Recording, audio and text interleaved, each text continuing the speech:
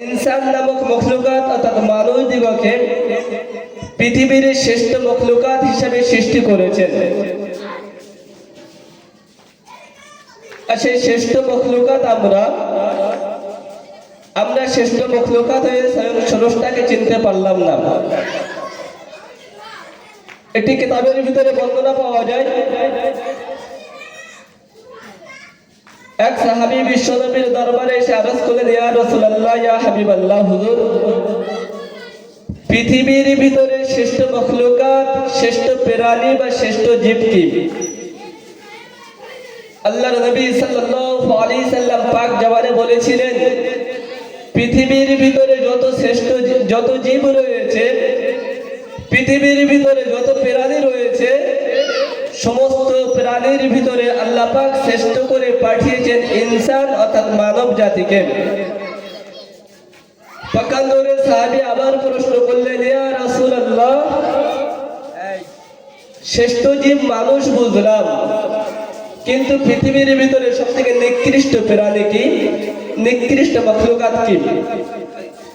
আল্লাহর নবী সাল্লাল্লাহু আলাইহি সাল্লাম উত্তরে একই বললেন, পৃথিবীর ভিতরে নিকৃষ্ট প্রাণী হলেন ইনসান, এই মানব। আল্লাহ শ্রেষ্ঠ করে পাঠিয়েছেন, কিন্তু বিশ্বনবী সাল্লাল্লাহু আলাইহি সাল্লাম বললেন, পৃথিবীর শ্রেষ্ঠ জীব হলো মানব, পৃথিবীর নিকৃষ্ট জীব হলো মানব। এখন শ্রেষ্ঠ বলতে কাদেরকে বোঝানো হয় এবং নিকৃষ্ট বলতে কাদেরকে বোঝানো হয়? আজকে আমরা সেই শ্রেষ্ঠ জীব হয়ে পৃথিবীর বুকে আরোহণ করেছি। আল্লাহ পাক রব্বুল আলামিন আমাদের পৃথিবীতে পাঠিয়েছেন, তার পরিপ্রেক্ষিতে আল্লাহ কোরআনুল কারীমের ভিতরে বলেছেন, ওমা খালাকতুল জিন্না ওয়াল ইনসানা ইল্লা লিয়াবুদুন। ওমা খালাকতু, আমি আল্লাহ সৃষ্টি করেছি জিন জাতিকে, ওয়াল ইনসানা এবং মানব জাতিকে, ইল্লা লিয়াবুদুন, কেবলমাত্র আমার ইবাদত বندگی করার জন্য। সেই মহান রব্বুল আলামিন কোরআনে আরো বলেছেন, একবার নয়, দুইবার নয়, তিনবার নয়, 82 জায়গার অধিক জায়গা আল্লাহ বলেছেন, আকিমুস সালাহ, বান্দা তোমরা নামাজ কায়েম করো। কিন্তু আমার আল্লাহ একবারও কিন্তু নামাজ পড়ার আদেশ দেননি। আল্লাহ বললেন তোমরা নামাজকে কায়েম করো। নামাজ পড়তে যদি আল্লাহ বলতেন, নিজে নামাজ পড়লাম, নিজের মতো আমল করলাম, হয়ে যেত। কিন্তু আল্লাহ যদিও আমাদের বলেছেন তোমরা নামাজ কায়েম করো, অর্থাৎ এখানে কায়েম করার উদ্দেশ্যে আল্লাহ বললেন তুমি নিজে নামাজ পড়ো, তোমার আহলে পরিবারকে নামাজের তালিম দাও, তোমার মুসলমান দ্বীনি ভাইদিগকে নামাজের তালিম দাও। সকলকে নিয়ে নামাজ পড়ার নামই হলো নামাজ প্রতিষ্ঠা করা। কিন্তু দুঃখের সহিত বলতে হয়, আজকে যদি কোনো ফাংশনের মজলিস হয়, আজকে যদি কোনো খেলার ময়দান হতো, আজকে যদি কোনো নাটকের ময়দান হতো, এতক্ষণ এই জায়গাটা ফাঁকা পড়ে থাকতো না। যে সমস্ত জায়গাগুলো ফাঁকা থাকার দরকার ছিল, আজকে আমরা সেই সমস্ত জায়গাগুলো পরিপূর্ণ করে ফেলেছি। শুধু ফাঁকা থেকে যাই, মসজিদে যাই নামাজ খানা।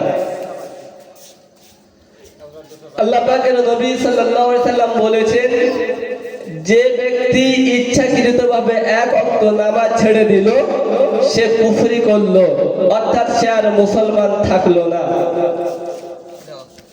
ভাইরা আমার, কয়েকটি ছোট ছোট ঘটনা, দু একটি কথাই বলবো ইনশাআল্লাহ।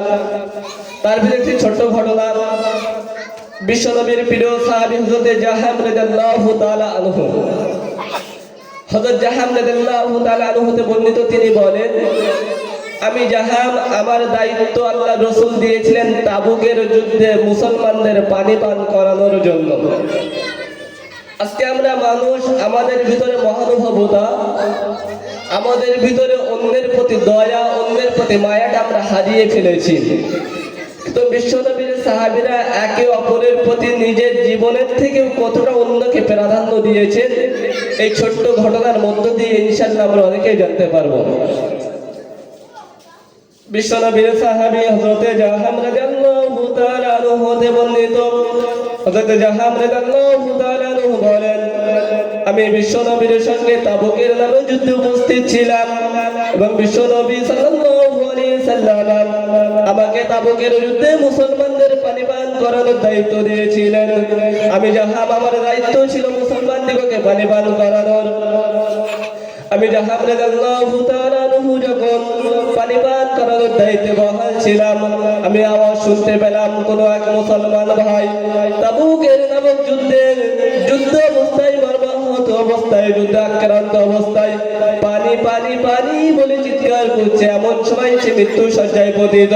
অথচ জাহাব রাদিয়াল্লাহু তাআলা আনহু তিনি বলেন, আমি যখন মুসলমান ভাইয়ের কাছ থেকে পানি পানি আওয়াজ শুনতে পেলাম, আমি ছুটে ছুটে ছুটে ছুটে তার নিকট পানি নিয়ে চলে গেলাম। আমি তার হাতে পানির পাত্র পানির পেয়ালা দিয়ে দিলাম। হযরত জাহাব রাদিয়াল্লাহু তাআলা বলেন, বিশ্বনবীর সাহাবীর হাতে যখন পানির পাত্র দিয়ে দিলাম, বিশ্বনবীর সাহাবী যখন ওই ক্ষুধার্ত অবস্থায় তৃষ্ণার্ত অবস্থায় পানি পান করতে যাবেন, এমন সময় তিনি শুনতে পেলেন তার আর একটু কিছু দূরে অন্য এক সাহাবী পানি পানি বলে চিৎকার করছেন। হযরত জাহাব হতে বর্ণিত, তিনি বলছেন, তাবুকের যুদ্ধে আমি যখন সাহাবীদের পানি পান করানোর দায়িত্বে ছিলাম, আমি দেখলাম কোন এক রাসূলের সাহাবী যুদ্ধ অবস্থায় কাফিরদের তীরের আঘাতে কাফিরদের অত্যাচারে অত্যাচারিত হয়ে মাটিতে শুয়ে পড়ে পানি পানি বলে চিৎকার করছেন। আমি জাহাব আর দেরি করলাম না, পানি নিয়ে তার নিকটে চলে গেলাম। কিন্তু যখন তার হাতে পানির পাত্র দিয়ে দিলাম, তিনি পানি পান করতে যাবেন, এমন সময় তার কানে আওয়াজ ভেসে আসলো, অন্য অপর প্রান্ত থেকে আরেকজন পানি পানি বলে চিল্লাচ্ছেন। হযরত জাহাব রাদিয়াল্লাহু তাআলা আনহু বলেন, আমি যখন প্রথম সাহাবীর নিকটে পানির পাত্র দিয়ে দিলাম এবং যখন তিনি শুনতে পেলেন অপর প্রান্ত থেকে কোন এক সাহাবী পানি পানি বলে চিৎকার করছেন, আল্লাহর নবীর সাহাবী নিজে পানি পান করলেন না, ওই পানিটা আমার হাতে দিয়ে দিলেন এবং বললেন, যাও যাও যাও অপর ব্যক্তিকে পানি পান করাও। হযরত জাহাব রাদিয়াল্লাহু তাআলা আনহু বলেন, আমি দ্বিতীয় ব্যক্তির কাছে পানি নিয়ে পৌঁছে গেলাম। আমি দ্বিতীয় ব্যক্তির কাছে যখন পৌঁছে গেলাম, দেখতে পেলাম দ্বিতীয় ব্যক্তিরা মৃত্যুর পথে পথযাত্রীর এমন অবস্থায় পড়ে রয়েছেন। আমি তার হাতে পানির পাত্র দিয়ে দিলাম, পানি পান করতে যাবেন, এমন সময় তিনি শুনতে পেলেন আরেকটু দূরে আরেকজন রাসূলের সাহাবী পানি পানি বলে চিৎকার করেন। রাসূলের দ্বিতীয় সাহাবী যখন তৃতীয় সাহাবীর মুখে পানি পান করে চিৎকার শুনতে পেলেন, আল্লাহর নবীর সাহাবী জাহাবকে বললেন, জাহাব তুমি চলে যাও তৃতীয় ব্যক্তির নিকটে চলে যাও, তৃতীয় ব্যক্তির নিকটে পানি নিয়ে চলে যাও। হযরত জাহাব রাদিয়াল্লাহু তাআলা আনহু বলেন, আমি যখন পানি নিয়ে তৃতীয় ব্যক্তির নিকটে চলে গেলাম, আমি দেখতে পেলাম রাসূলের সাহাবী যুদ্ধে অবস্থায় কাফিরদের তীরের আঘাতে ইন্তেকাল করেছেন, শহীদ হয়ে গেছেন। আল্লাহর রাসূলের সাহাবীদের কতটা সহানুভূতি ছিল।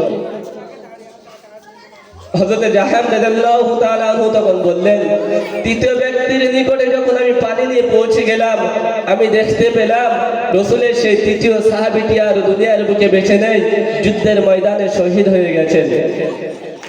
হযরত জাহাব হতে বর্ণিত, তিনি আরো বলেন, আমি যখন দেখলাম তৃতীয় ব্যক্তি শহীদ হয়ে গিয়েছেন, আমি পানির পাত্র নিয়ে দ্রুত দ্বিতীয় ব্যক্তির নিকটে চলে এলাম। দ্বিতীয় ব্যক্তির নিকটে যখনই পৌঁছে গেলাম, আমি জাহাব দেখতে পেলাম আল্লাহর নবীর দ্বিতীয় সাহাবী দুনিয়া নামক জগৎ থেকে পাড়ি দিয়ে পরকালের বাসিন্দা হয়ে গেছে। রাসূলের সাহাবীদের কতটা সহানুভূতি ছিলেন, নিজেদের জীবনকে বিলিয়ে দিয়েছেন, তবু কোনো মুসলমানের প্রতি দয়া দেখাতে তারা ভোলেননি। হযরত জাহাব বলছেন, আর জাহাবের চোখের পানি টলটল করে পড়ছে, চোখের পানি ফোঁটা ফোঁটা করে নিচে পড়ে যাচ্ছে। হযরত জাহাব বলছেন, আমি কাঁদতে কাঁদতে কাঁদতে কাঁদতে দ্বিতীয় ব্যক্তির নিকট থেকে যখন পানিটা নিয়ে প্রথম ব্যক্তির নিকটে চলে গেলাম, আমি জাহাব দেখলাম তখন সে প্রথম ব্যক্তি দুনিয়া থেকে বিদায় নিয়ে আল্লাহর পথে সাড়া দিয়েছেন, দুনিয়া থেকে শহীদ হয়ে গিয়েছেন। আজকে আমরা খুব মায়ের গর্ভ থেকে দুনিয়ার বুকে এসেছে মুসলমান হয়ে। এই ইসলামকে জিন্দা করতে গিয়ে, এই ইসলামকে প্রতিষ্ঠা করতে গিয়ে বিশ্বনবী ও তার সাহাবীরা কতটা কষ্ট সহ্য করেছেন, কতটা যন্ত্রণা সহ্য করেছেন। যদি আমরা কোনোদিন উপলব্ধি করতে পারতাম, আজ হয়তো আমরা কোনোদিন মসজিদে আজান হলে বাড়িতে বসে থাকতাম না, চায়ের দোকানে বসে আড্ডা দিতাম না, তাস খেলায় মত্ত হতাম না, টিভিতে খেলা দেখায় মত্ত হতাম না, এমনকি মসজিদের আজান হওয়া মাত্র হয়তো আমরা আজকে মসজিদে চলে যেতাম। বিশ্বনবী সাল্লাল্লাহু আলাইহি সাল্লাম বলেছেন, যদি কোনো ব্যক্তি ইচ্ছাকৃতভাবে এক ওয়াক্ত নামাজ ছেড়ে দেয়, তাকে 80 হুকবা জাহান্নামের আগুনে পুড়তে হবে। এই 80 হুকবাকে তাফসীরকারগণ তাফসীর করেছেন, 80 হুকবাকে যদি বাংলায় ব্যাখ্যা করা যায় 2,88,00,000 বছর। বিশ্বনবী সাল্লাল্লাহু আলাইহি সাল্লামের সাহাবীদের সঙ্গে কত ভালো ব্যবহার করেছেন তিনি, শুধু সাহাবীদের সঙ্গে নয়, এমনকি অন্যান্য বেধর্মীদের সাথে রাসূলের কত সুন্দর ব্যবহার ছিলেন। বর্ণনার ভিতরে পাওয়া যায় বিশ্বনবী সাল্লাল্লাহু আলাইহি সাল্লাম দাঁড়িয়ে আছেন, এমন সময় জনৈক একজন ইহুদি ব্যক্তি মসজিদুন নববীর গায়ে এসে দাঁড়িয়ে পেশাব করতে শুরু করে দিলেন। বিশ্বনবীর পাশে হযরত ওমর ফারুক রাদিয়াল্লাহু তাআলা আনহু দাঁড়িয়েছিলেন।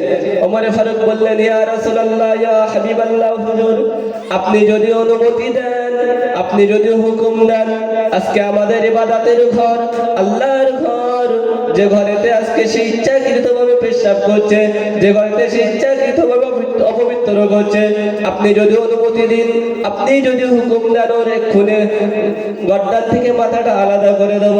আল্লাহ রাসূল সাল্লাল্লাহু আলাইহি সাল্লাম বলেছিলেন, ওমর, ওকে মারা তো দূরের কথা, ওকে হত্যা করা তো দূরের কথা, এই ওমর, ও যতক্ষণ দাঁড়িয়ে পেশাব করবে, তুমি ওমর, তুমি ওর পেশাবে বাধা দিতে পারো না। মসজিদে নববীর গায়ে পেশাব করছে, ওমর বলছে, আমাকে অনুমতি দিলে আমি ওকে হত্যা করে দেবো। আল্লাহ রাসূল উত্তর দিচ্ছে, হত্যা করা তো দূরের কথা, ওর পেশাব না হওয়া পর্যন্ত তুমি ওকে কোনো বাধা দিতে পারো না।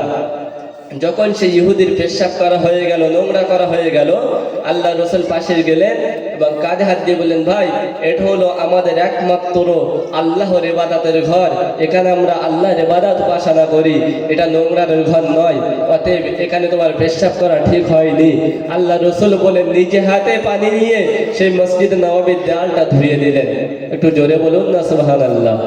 আজকে আমরা মুসলমান, আজকে আমরা নবীর উম্মত বলে দাবি করি, নবীর আদর্শ, নবীর সুন্নাত আমাদের ভিতরে নেই। আমরা এখনো মুসলমান ঘরে জন্মগ্রহণ করেছি, কোন পা দিয়ে মসজিদে ঢুকতে হয়, কোন পা দিয়ে মসজিদ থেকে বার হতে হয় জানি না, কোন পা দিয়ে বাথরুমে যেতে হয়, কোন পা দিয়ে বাথরুম থেকে বার হতে হয় জানি না, পিতামাতার সাথে কেমন ব্যবহার করতে হয় সেটাও আজকে আমরা জানি না। এই ইসলামকে জিন্দা করতে গিয়ে, এই ইসলামকে প্রতিষ্ঠা করতে গিয়ে রাসূলের সাহাবীরা কত কষ্ট, কত অত্যাচার সহ্য করেছেন। তার ভিতরে যেমন বিশ্বনবী সাল্লাল্লাহু আলাইহি সাল্লাম নিজে অনেক যুদ্ধে অবস্থান করেছিলেন। তার ভিতরে একটি আমরা যুদ্ধের ঘটনা শুনেছি, বদরের যুদ্ধ, যে যুদ্ধে মুসলমানদের সৈনিক ছিল মাত্র 313 জন এবং কাফেরদের সৈনিক ছিল 1000 জন। এই যুদ্ধে মুসলমানরা জয়লাভ করেছিলেন, আমরা ঘটনাটা শুনেছিলাম, কিন্তু এই যুদ্ধের আসল ঘটনা, যুদ্ধটা কেন হয়েছিল, কিভাবে হয়েছিল, এই ঘটনাটা আমাদের ভিতরে কেউ আর ব্যক্ত করে না।